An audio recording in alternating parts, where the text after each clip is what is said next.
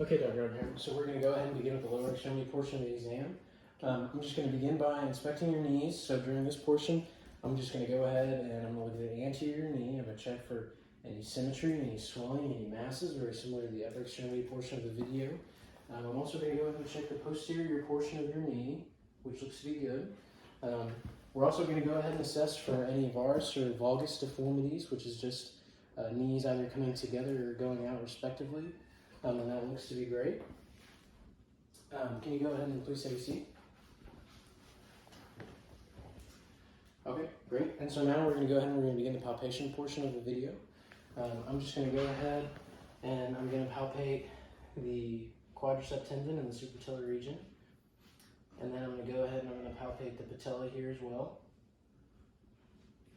And then, excuse me, I'm going to go ahead and palpate the patellar tendon in the infrapatellar region. And then I'm going to go ahead and from behind your knee, I'm going to palpate the popliteal fossa, which is excellent. Thank you. So now if you could just lay down with your back, I'm going to perform the Boltzmann test. So what I'm doing here is I'm just taking one hand and I'm just putting some pressure down towards the foot. And then I'm just going to, with my other hand, push posteriorly above the knee down towards the femur. Which is great. Thank you.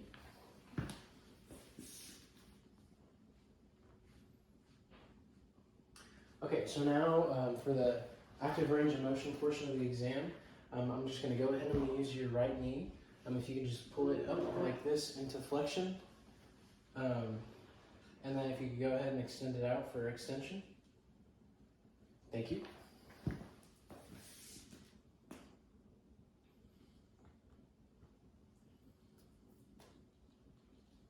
Okay, so now I'm going to ask you to please stand up if you can.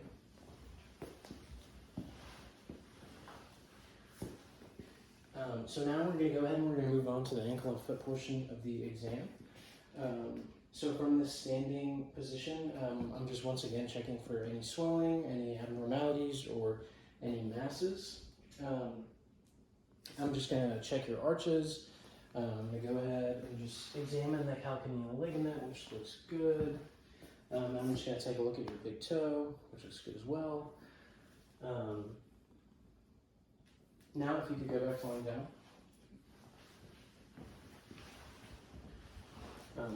I'm also just going to examine the soles of the feet, which look to be good as well.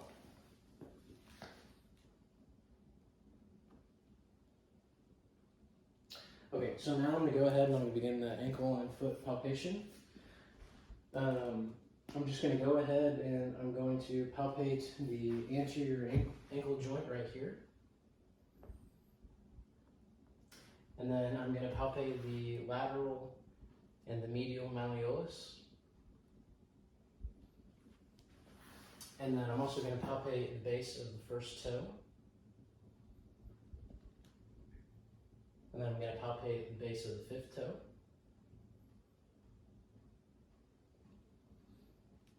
And then I'm going to go ahead and I'm going to palpate the medial arch of the foot. And then I'm also going to go ahead and I'm going to palpate the distal Achilles tendon.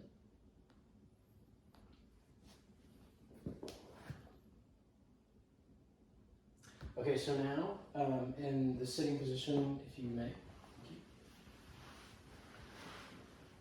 If you could please just, during our active range of motion portion of the exam, if you could please just push up as if you're trying to stand on your tippy toes for plantar flexion. Okay, and then if you could do next dorsiflexion, which is just pulling your feet up. And then if you could push your feet out laterally for eversion. And then if you could pull your toes in together towards one another for inversion. Thank you.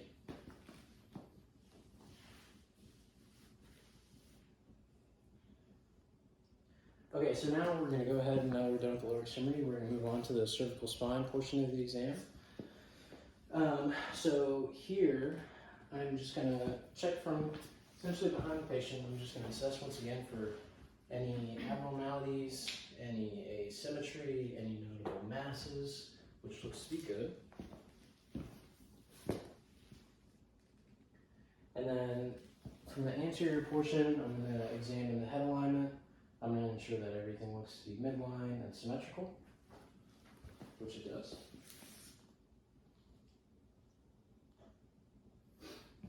Okay, so now I'm going to go ahead and I'm going to perform the palpation portion of the exam. I'm going to go ahead and I'm going to palpate the midline spinous processes, paying close attention to any masses, any swellings, or any abnormalities, which appears to be great. And then I'm going to go ahead and palpate the paraspinal muscle and the trapezius muscle as well, which appears to be normal.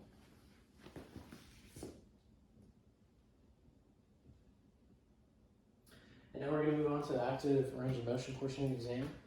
If you could just please bend your head forward for flexion, and then if you could push your head backwards for extension.